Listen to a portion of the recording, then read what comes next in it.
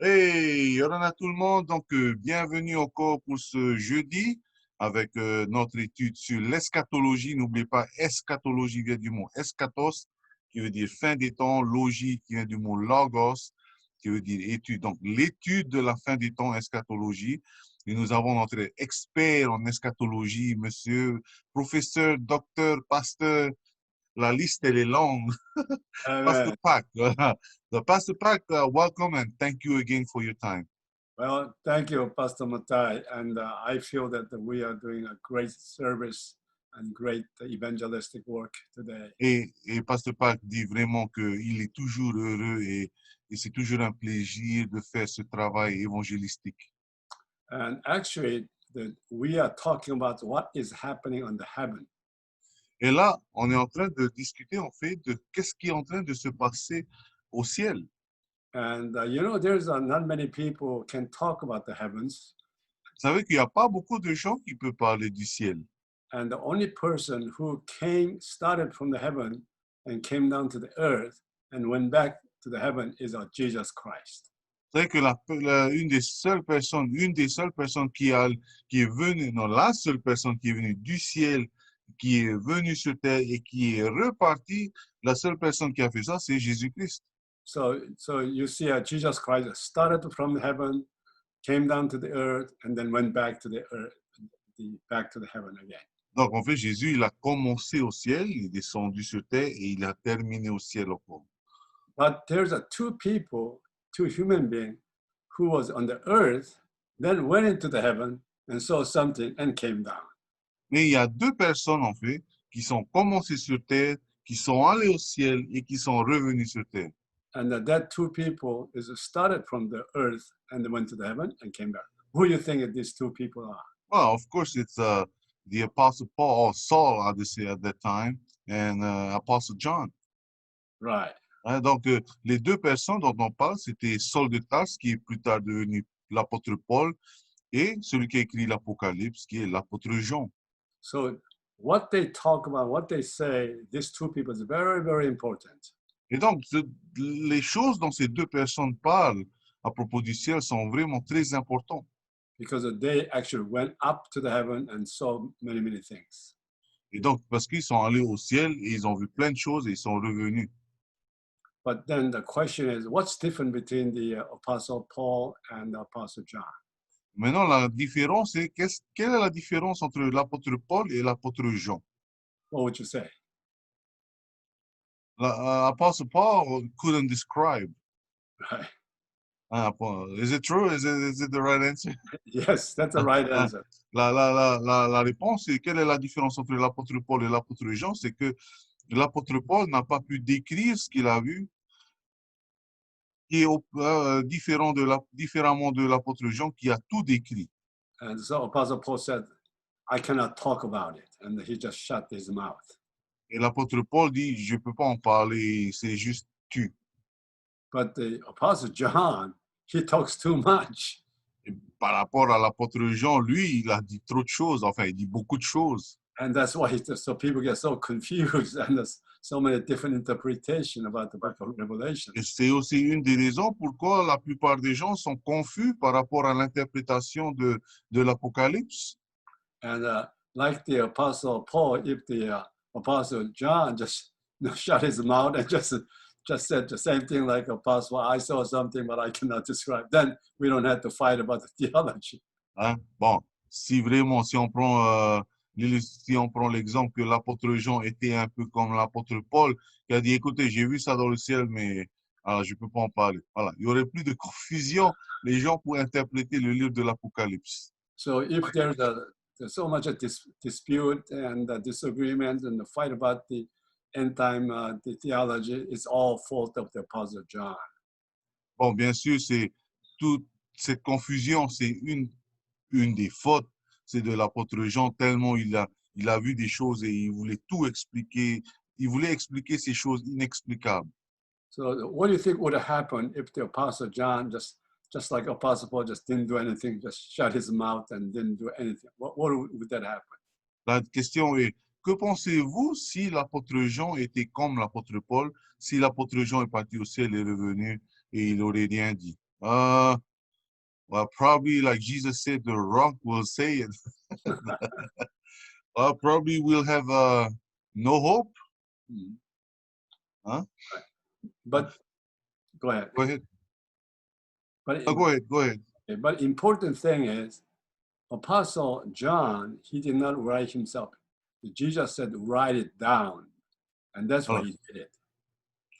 l'apôtre Jean, différemment de l'apôtre Paul, l'apôtre Jean a eu ce commandement de Jésus qui a dit, écris cela. And then he said, do not seal this, just open it up and talk to Il the a dit, people. ne scelle pas, n'enferme pas, ne cache pas ce que tu écris. Dis à tout le monde ce que tu as vu. And so Apostle John is actually the faithful servant, and he done what he did because Jesus told him to write it down and send the letters and explain what you see in the heaven. Et donc l'apôtre Jean a eu cet ordre de l'apôtre de Jésus qui dit, hey, il faut que tu expliques vraiment tout ce que tu as vu et que tu envoies ce message aux gens ici. And the next important question is, what did the Apostle John saw? Did he see a lot of good stuff or a lot of bad stuff? Et d'après vous, qu'est-ce que l'apôtre Jean a vu? Beaucoup de bonnes choses ou beaucoup de mauvaises choses? Of course, he saw the glory of God and the glory of Jesus Christ in the heaven. Bien sûr, il a vu la gloire de Dieu au ciel, But what he really did see is what is about to happen in the earth, mais aussi ce qu'il a vu, c'était le futur de la planète Terre, which is a judgment of God.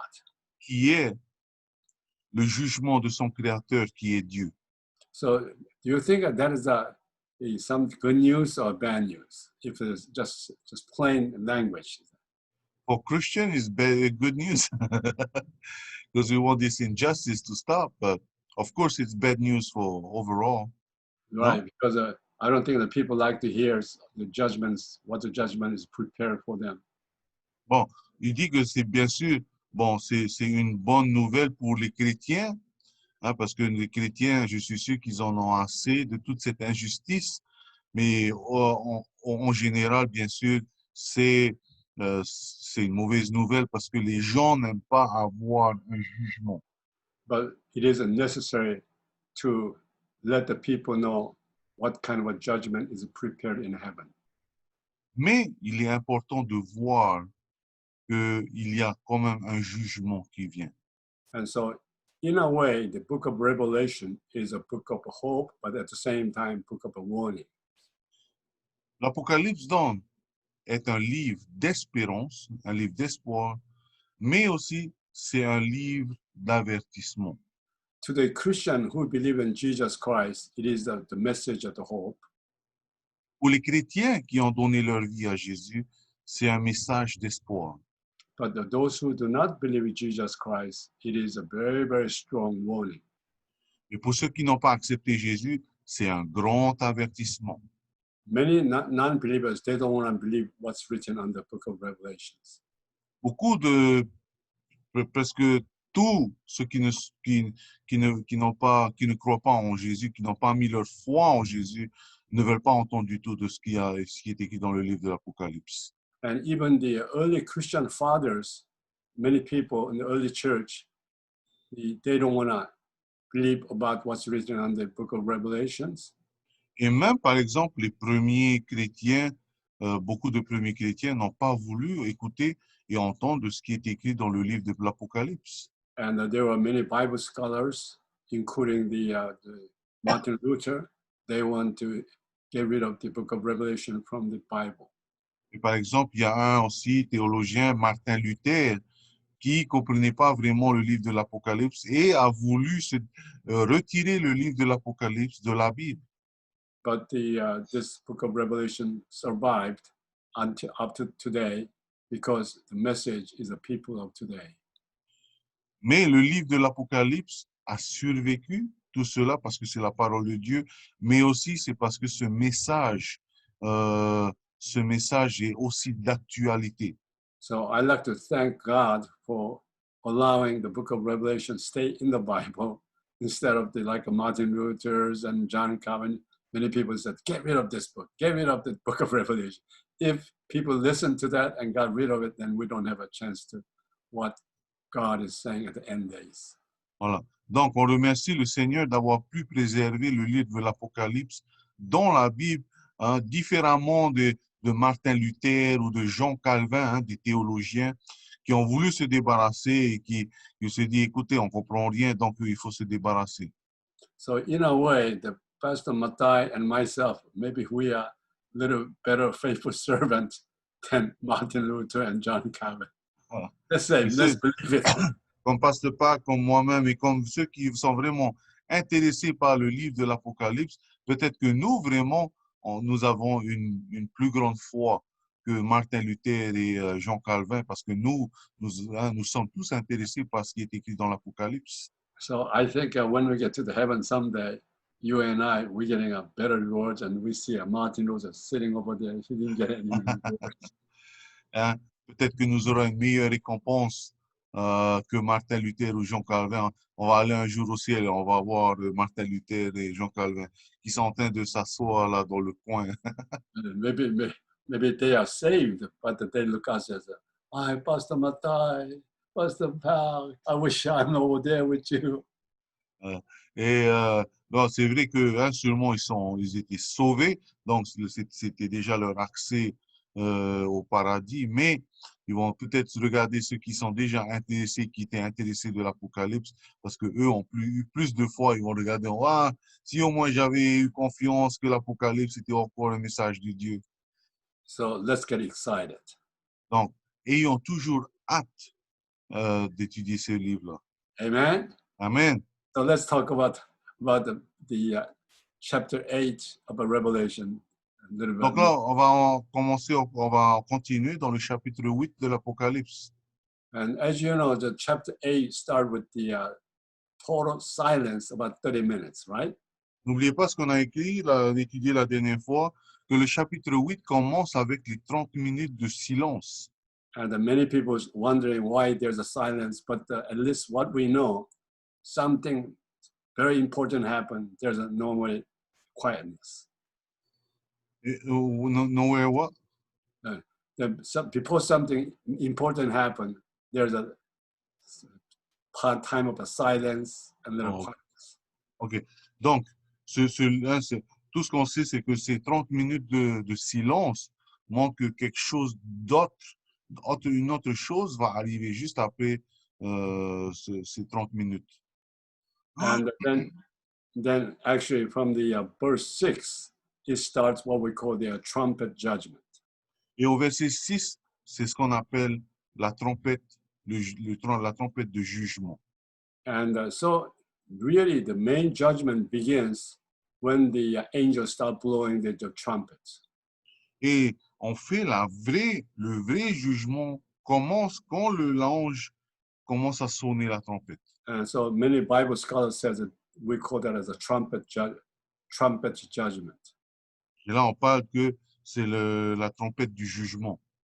And so there's actually the 7 trumpets are going to be blown.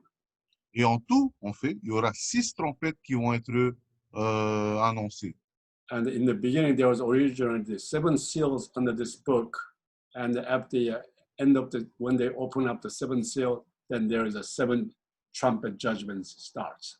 Et en fait, comme vous savez qu'il y avait les 6 sceaux, et après avoir enlevé les 6 sceaux, les 7 trompettes vont commencer. And in a way, God is preparing the people, just constantly giving a chance to repent because something more serious happens. Et en fait, qu'est-ce que c'est? Ça, avant ce jugement, Dieu veut vraiment avertir les gens qu'un jugement arrive. And as you know, when we go by the one trumpet by another trumpet, this is a really serious judgment. Let's read verse 6 and 7. OK, on va commencer à lire le chapitre 8, verset 7. Hein? Chapitre 8, verset 7. Yes, chapter 8, verse 6 and 7. Le premier sonna de la trompette, il y eut de la grêle et du feu mêlé de sang, qui furent jetés sur la terre. Le tiers de la terre furent consommés, le tiers des arbres furent consommés, et toute herbe verte fut consommée. And what the Apostle John saw was from the heaven. So from the heaven, there was a kind of rain and like a storm kind of thing coming down with the big rocks and with the bloods, and it's coming down to the heaven to the earth and destroys everything on earth. Et là, on voit que à la première trompette, c'était comme, hein, comme on décrit ici, c'était un peu comme de la grêle et c'était mêlé avec du sang et il commençait à tout brûler. And the Bible said that a third of the earth was burned, and a third of the tree was burned, and all the green grass was burned. Et là, on dit qu'un tiers de la terre fut brûlé et toute l'herbe verte, tous les arbres furent brûlés. And just entire earth is in the fire because the earth was a tree was burning, Yeah. grass was burning. Le monde entier était en feu. I imagine when I remember now the Australia when it was burnt. Hein? That's right. Hein? Right. Imaginez, on a déjà eu un aperçu quand l'Australie a brûlé, presque toute l'Australie. Maintenant, ce sera le monde entier qui va brûler. Hein? Trying to imagine all the smokes coming up. One third of all the forest was burning, and all the grass was burning. What kind of smoke going to be all in the air? Imaginez qu'un tiers de la terre sera brûlé, donc tous les arbres de ces un tiers, les arbres qui sont dans ces tiers-là seront brûlés. Imaginez la fumée qui va sortir. You think at that time the people like Al Gore and talking about the global warming? Et vous croyez que les gens comme Al Gore qui vient pour le changement de climat, qu'est-ce qu'ils feront en ce temps-là? And climate changes. Hein? Le changement climat, là, hein? I think at that, L'échauffement de la terre. I think at that time they're gonna know what they've been talking about, the global change, weather changes. You know, it's a baby stuff what they're talking about. Et là, par exemple, on voit, ils disent que là maintenant, il y a un changement de température, le réchauffement de la terre. Hein? Aujourd'hui, pour l'instant, c'est juste des trucs banals comparé à ce qui est décrit dans le chapitre 8. I don't think that people be able to see anything because the smoke is so much. Je ne crois pas que les gens pourront même respirer et voir clairement parce qu'un tiers de la terre sera brûlé. And then also from the verse 8 to the verse 9, when the second trumpet sounds, what you read? Et là, on va lire le chapitre 8 au verset 8 et 9. 8 and 9, hein? Yes. OK. Le deuxième ange sonna de la trompette. Une sorte de grande montagne embrasée fut jetée dans la mer. Le tiers de la mer devint sang. Le tiers des créatures qui étaient dans la mer et qui avaient souffle de vie périt. Et le tiers des navires furent détruits. And this is a judgment to the sea. And then all of a sudden, big graves was thrown into the sea, and the third of the sea was turned into the blood, and all the living creatures, third of all the fishes, they're all dead. Donc, on a vu d'abord le jugement sur la terre. Maintenant vient le jugement sur la mer. Et là, on décrit que beaucoup, des milliers, des milliards de poissons, de créatures vivant dans l'océan vont mourir. Can you imagine the third of all the sea creatures are dead? Imaginez un tiers de l'océan qui meurt. And all those dead fishes on the surface, and the blood is all over the place. You know, actually, the fish has a blood, you know that, right? Yeah. And then, imaginez que tous les poissons montent à la surface et le tiers de la terre, de l'océan est rempli de sang. And then also all the ships on the ocean, but a third of them, those ships are they going to be destroyed? Et surtout les navires qui voyagent dans les pétroliers, etc. Tout cela, un tiers aussi, one third, hein, Un tiers de ces navires furent détruits.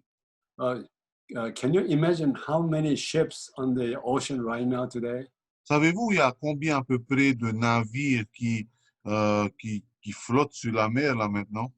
And I think that there's at least 100,000 ships floating in the earth today, just going back and forth, and battleships, oil tankers, all kind of ships. I think fishing ships. At least there's more than 100,000 ships in earth on the Là, ocean. maintenant, actuellement, sur tous les navires qui emmènent le pétrole, qui emmènent les containers, qui emmènent les poissons, etc. Et pour l'instant, il croit qu'il y a à peu près, juste un peu plus de 100 000 navires qui sont en train de naviguer là maintenant. And it says that 1/3 of the ships will be destroyed. Et là, on dit qu'un tiers de ces navires seront détruits.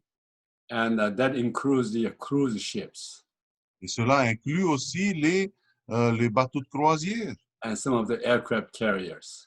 Ou, bon, bien sûr, on parle de navires, mais ça parle aussi d'avions. You know how many people they carry on one cruise ships? Savez-vous combien de personnes dans un bateau de croisière? Thousands. About the 3,000 passengers and about the 2,000 people working there. Most of the big ships carry about the 4,000 to 5,000 people in a ship. Ah, par exemple, les plus gros navires font à peu près 5 000 personnes, hein, 3 000 touristes et 2 000 travailleurs. Hein, voilà. And the one U.S. aircraft carrier normally have about 5,000 sailors in that ship. Et par exemple, l'US, le bateau de guerre américain, ils ont à peu près 5 000 marins dans le bateau. And then about thousands of the submarines under the sheet. Et sans compter les sous-marins, hein, qui ont des milliers aussi. Hein. Imagine 1/3 of all the ships going to be destroyed. You just think of the ship. How many people you think going to be killed? Imaginez, un tiers de tout cela vont mourir, vont être détruits. Imaginez, à combien de personnes qui seront tuées? Even the ocean, even the sea is not a safe place. Même l'eau, même l'océan n'est pas, à ce moment-là, ne sera pas un endroit sécurisé. This proves that the last judgment of God just covers everything. There's nothing exceptions. Et ce qui prouve que le jugement de Dieu ne va pas mettre le jugement de Dieu concerne tout le monde. And many people think, well, I'm a wealthy, so I'm going to take my yacht and go to the ocean to escape the earthquakes and everything. There are no exceptions. Ah, par exemple, il y aura peut-être des gens riches qui vont se dire, ah, c'est bon, je vais prendre mon yacht ou mon grand bateau et je vais essayer d'échapper à ce tremblement de terre. Non, non, non, non. Rien ne pourra échapper à la colère de Dieu. So when the Bible says the half of the sea is like a blood, red blood, you can understand the enormity of the sufferings. Et là, on dit qu'un tiers de l'océan sera couvert de sang. That's bad enough, isn't it? First trumpet and the second trumpet, that's bad enough. Bon, on est juste alors à la première et la deuxième trompette. Hein. But there's more to come. Let's bon, read allez, vous voulez qu'on continue les autres trompettes, là? When the third trumpet blows. Why don't you read verse 10? Troisième trompette. La troisième trompette au verset 10. Le troisième ange sonna de la trompette et tomba du ciel une grande étoile qui brûlait comme un flambeau. Elle tomba sur le tiers des fleuves et sur les sources des eaux. Verse 11 too? Verse, yes, 11 too. Le nom de cette étoile est absinthe. Le tiers des eaux fut changé en absinthe et beaucoup d'hommes moururent de ces eaux devenues amères.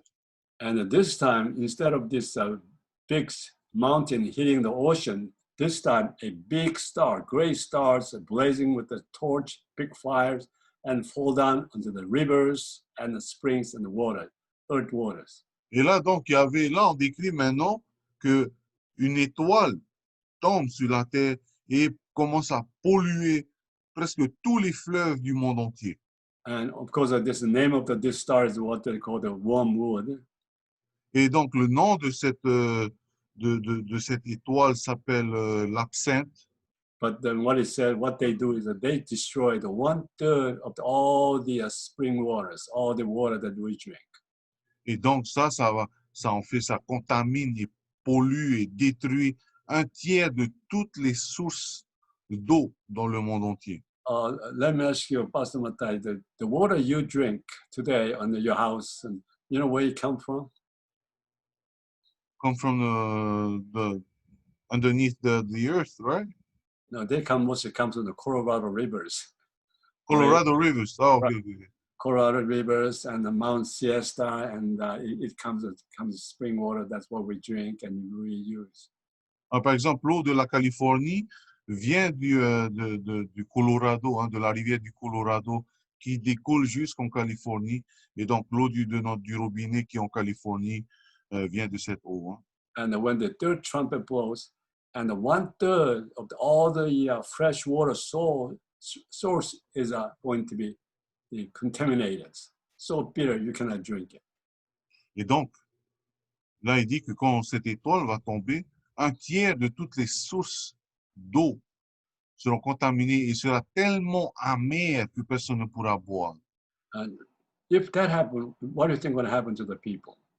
Et si cela se passe, que pensez-vous qu'il se passera pour les gens? You remember when this coronavirus first started, the people went to the Costco and started buying the waters, right? Vous vous souvenez que quand il y a eu la pandémie du coronavirus, ici, spécialement aux États-Unis, les gens commençaient à aller dans les magasins et acheter toutes les bouteilles d'eau. But what's going to happen and what the book of Revelation says about the 1/3 of all the fresh water resources are going to be destroyed. Et là, ce que l'Apocalypse dit, c'est qu'un tiers de toutes les ressources d'eau vitale seront détruites. And of course, the Bible, end of the verse 10-11 says that many people died from the waters that had become bitter. Et là, on dit que beaucoup d'hommes moururent de ces eaux devenues amères. And how many people you think are going to die because of the lack of the fresh water? Well, 1/3, which is from 6 billion, 6 billion, because 1 billion will be taken out. So 1/3, so about 2 billion people. That's right. You know, right now, coronavirus, how many people do you think that coronavirus killed? Oh, well, It- probably it's- a couple of million people. No, they haven't killed a couple million yet. Oh, Yeah, it's getting close to 1 million, but Oh. not as much. bon, là, le coronavirus a tué à peu près, juste un tout petit peu près, presque dans le monde entier, près de 1 million de personnes. Hein? Voilà. But, Mais go ahead.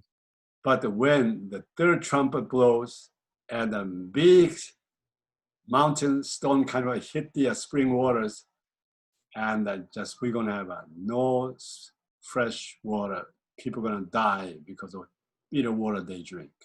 Et là, on dit que beaucoup de personnes mourront à cause de ce truc amer, cette eau amère.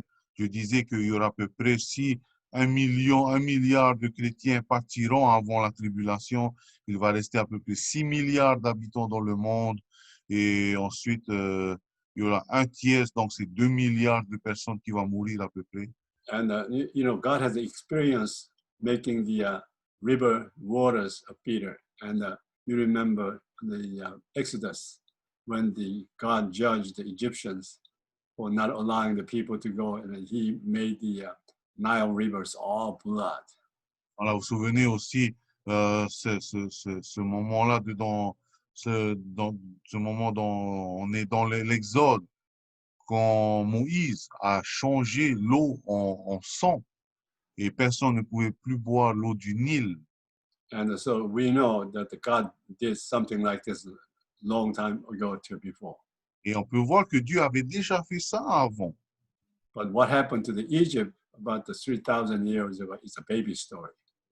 Et donc, ce qui s'est passé pour l'Égypte, il y a à peu près 3000 et quelques années, ça, c'est juste une histoire pour le bébé comparé à ça. Hein. And only the people in the Egypt area, they suffer, but not the rest of the world. Selon cette histoire, juste les personnes de l'Égypte ont souffert. Mais là, ce sera le monde entier qui va souffrir. But this, the third trumpet blows on the book of Revelation. The whole world is going to, it's 1/3 of the Et là, world. dans la troisième trompette, c'est le monde entier qui sera affecté. And that's bad enough, isn't it? 1 trumpet, 2 trumpets, 3 trumpets is bad enough, right? Bon, la première, deuxième, troisième trompette, je crois qu'on en a assez là. Hein. And we say, hey, God, please stop it, stop it. You Ah, think people are going to say that? Vous croyez que les gens vont dire, hey, ok, Dieu, ça y est, je me réponds, arrêtez. Vous croyez que les gens vont dire cela? You think people are going to say that? No, of course not. They're too proud. Hein? And Vous croyez que les gens vont dire ça, ils vont se repentir après tout cela? then before we close this class, I want you to read very last verse of the verse 9 on the Bible, on the book of Non, Revelation. regardez. Hein, après ces trompettes, vous croyez que les gens vont vouloir? Je vais lire le chapitre 8, verset 13. Would you please read chapter 9, verse 20? Chapter 9, verse 20? Mm-hmm. Ok. Non, excusez-moi. Le chapitre 9, verset 20, après toutes les trompettes. Hein? Voilà. Apocalypse chapitre 9, verset 20. Les autres hommes qui se furent pas tués par ce fléau ne se repentirent pas des œuvres de leurs mains. Ils ne cessèrent pas d'adorer les démons et les idoles d'or, d'argent, de bronze, de pierre et de bois qui ne peuvent ni voir, ni entendre, ni marcher. Ils ne se repentirent pas de leur meurtre, ni de leur sortilège, ni de leur inconduite, ni de leur vol. Yeah, I guess you're right. Nobody repented. What the verse 21 say? Verse 21, he says they didn't repented from their murderers and witchcraft. Huh? Why don't you read it, the French on the verse 21? I already read 21. Nor did they repent of their murders, their magic arts, their sexual immorality, or their thieves. Voilà. Le verset 21, encore je répète, ils ne se repentirent pas de leur meurtre, de leur sortilège, ni de leur conduite, ni de leur vol. So no matter how much judgment they give, people don't repent. Vous savez, malgré tous ces jugements-là de l'Apocalypse, les gens ne se sont pas repentis. So my message to you today is that we are blessed because we know how to repent. Le message aujourd'hui est que nous sommes bénis parce que nous avons encore l'opportunité de se repentir. And the Pastor Matai and myself, all the people who listen the program, we are blessed with the knowledge that we can repent and God will forgive us. Parce que Pâques et moi-même, nous sommes là et on se dit, nous sommes bénis parce qu'il est encore temps de se repentir et qu'il n'y a pas toutes ces horreurs. But the cursed people, they never repent. Et les gens qui ont été, qui n'ont pas mis leur foi et qui sont maudits, en fait, ils ne veulent pas se repentir. So the last word today is repentance is a blessing. Donc, le dernier mot pour finir, la repentance est une bénédiction. So let's love that repentance. Alors, aimons la repentance. Amen. Amen. Hallelujah. Thank you for this love story, Pastor Pac. Je dis merci pour cette histoire d'amour qu'il nous a donnée. Amen. Hey, thank you, Pastor Pac. I'll see you next week, okay? All right.